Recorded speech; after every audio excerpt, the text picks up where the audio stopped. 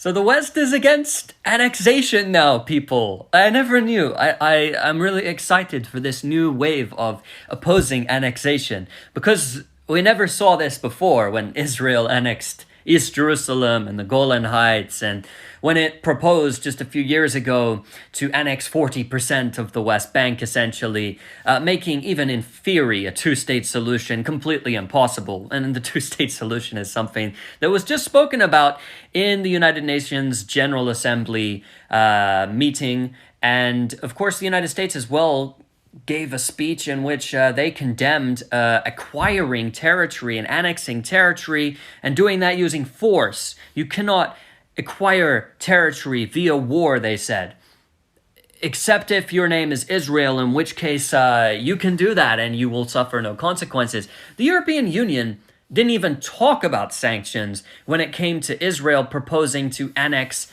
a big chunk of the West Bank.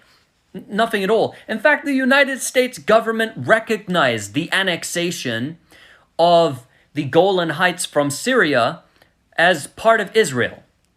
And the Biden administration upholds that right now. So how can they talk about annexation? It makes no sense. But here's how it makes sense, okay? When you're biased, when you don't give a damn about human rights, and human rights is just something that you try and weaponize when you don't like somebody, so you point out their human rights violations, but not your own human rights violations. And when basically you're oppressing half of the planet, and you try and assume this moral, position of superiority that you claim to have, you're full of shit and you have a double standard. So that being said, and that they have a double standard because it's obvious they have a double standard between Russia, because Russia can't annex Ukraine, but Israel can annex whatever the hell it likes, and there's going to be not even a discussion or a threat of sanctions against Israel, of course.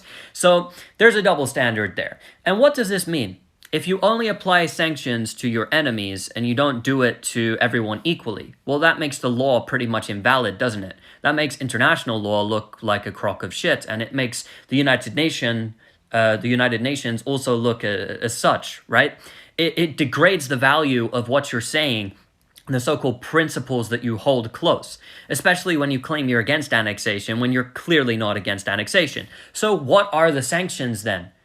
If you only apply sanctions against your enemies and not against your allies and not equally across the board, then sanctions are a weapon. That's what they are. They're a weapon. And if sanctions are a weapon and the law is not respected, then this means that all of this is full of shit.